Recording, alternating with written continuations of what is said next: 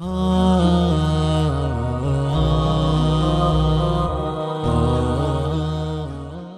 چوتھا وہ ایلیمنٹ ہے جس سے انسان کا سکون برباد ہوتا ہے، وہ ہے بغیر عمل کے علم بڑھاتے رہنا۔ کتابیں پڑھ دی ہیں لوگوں نے، دنیا کے اندر پرنسپلز کو اتار لیا اپنے اندر، اصول اور قواعد کی زندہ جاوید مثال بن چکی ہیں، لیکن ایپلیکیشن نام کی کوئی چیز نہیں، ایکسپیرینشل نالج نام کی کوئی چیز نہیں۔ وہ علم جو نیت نہ بنا اور نیت قصد نہ بنی اور وہ قصد عزم نہ بنا اور وہ عزم ارادہ نہ بنا اور وہ ارادہ عمل نہ لا سکا اور وہ عمل نتیجے نہ لایا، وہ نتیجے انسان سے ریکٹیفیکیشن نہ کرا سکا، وہ ریکٹیفیکیشن وہ ریڈیمشن نہ کرا سکی، اور وہ ریکٹیفیکیشن اور ریڈیمشن اکاؤنٹیبلٹی نہ کرا سکی، اور وہ اکاؤنٹیبلٹی انسان سے وہ رجوع نہ کرا سکی، وہ انابت نہ کرا سکی، تو ایسا علم انسان کو فائدے نہیں بلکہ گمراہ کر دیتا ہے، ایسا علم انسان کو گرا دیتا ہے۔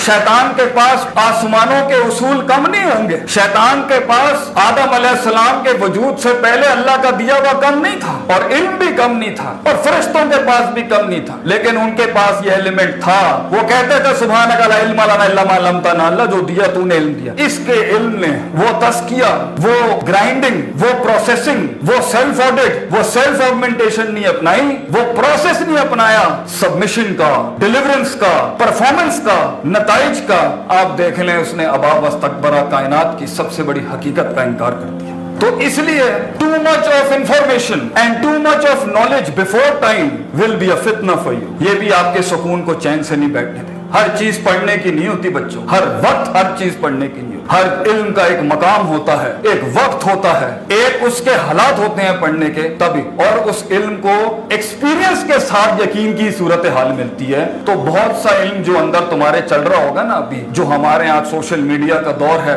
فل انفارمیشن فلو کا دور ہے، کیا کیا کچھ اندر نہیں چلا گیا، اس لیے وہ اضطراب اور کنفیوژن اور بے قراری ہے، کیونکہ اسے کس محل پہ کب کہاں اسٹریٹجیکلی اور پولیٹیکلی اور ایکسپیرینشلی اپلائی کر کے ویلیوز بنانی تھی، وہ ہے ہی نہیں۔ یا تو وہ علم اندر گل سڑ رہا ہے، یا تو وہ علم اندر کنفیوژن دے رہا ہے، یا تو علم اندر وہ عداوتیں پیدا کر رہا ہے، یا وہ علم ایک وبال بن چکا ہے۔ اور پانچواں ایلیمنٹ اس بے سکونی کا، لوگ عمل تو بہت کرتے ہیں اس دنیا، وہ علم تھا عمل نہیں تھا۔ یہاں عمل بہت ہے مگر علم بڑھ ہی نہیں رہا۔ کتنے ہی لوگ آپ کو ملیں گے ان کی نفسیات میں مزدوروں والی محنتیں 10 سال سے لگے ہوئے ہیں، لیکن مقام اور اسٹیشن اور اگلا اسٹیشن، حالات، دشمن، evolution of the time and evolving earrings and trends around us are calling upon ہم کہ اپنے علم کو بڑھا، اگلی جنگ کے لیے علم بڑھا، اگلی ٹیم مینجمنٹ کے لیے علم بڑھا، اگلے لوگوں کو انوالو کرنے کے لیے علم بڑھا، دنیا کو اب انگیج کرنے کے لیے علم بڑھا۔ اب کراچی سے باہر نکلے تو علم دوسرے پیرائی پہ جائے گا،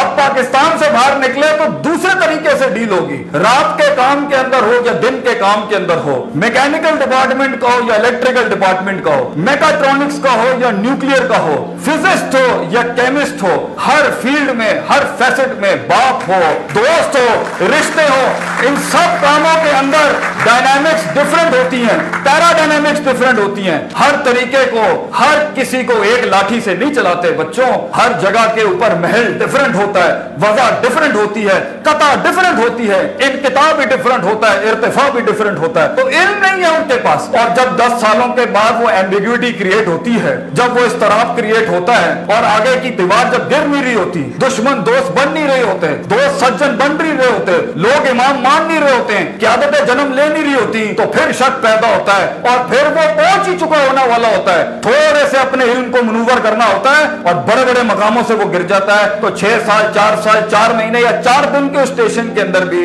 علم ایوالو کر لیتا، استاد بدل لیتا، علم کے لیے سفر کرتا، استادوں کا لوٹا اٹھاتا۔ اس غریب فقیر کے آگے اتنی پڑھی لکھی قوم صبر کر لیتے، تھوڑی دیر کرسی پہ بیٹھ جاتا، 4 باتیں اچھی نہیں بھی لگی تھی، شاید چھٹی بات پہ کچھ تجھے تیرے فائدے کی چیز مل جاتی، وہ صبر یہاں پر ضروری تھا۔ تو لوگ اپنا علم ایوالو نہیں کرتے، اس لیے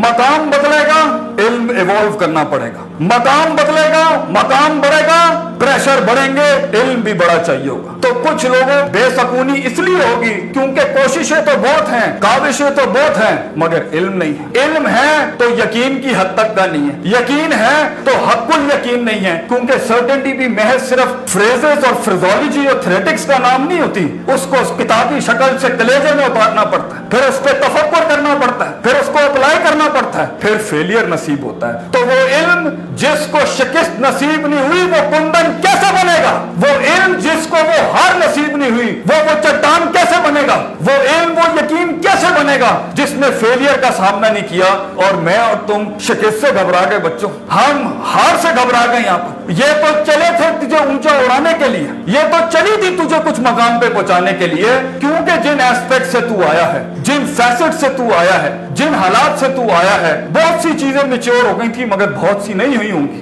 اس مقام پر جو تجھے ریسورس چاہیے جیتنے کے لیے, وہ ریسورس اللہ نے اگر تجھے دینا ہے, وہ ریسورس تجھے دینا ہے تو تھوڑی تکلیف تو تجھے دینی پڑے گی بیٹا, تھوڑی گرائنڈنگ تیری کرنی پڑے گی, تھوڑا تجھے تکلیف میں ڈالے گا اللہ. گھبرا مت, ڈر مت, اکیلا ہی ہوتا ہے اس لمحے میں, اکیلا ہوتا ہے انسان. گھبرا مت بیٹا, میں تجھے بتاؤں گا آخری نقطہ میرا یہی ہوگا,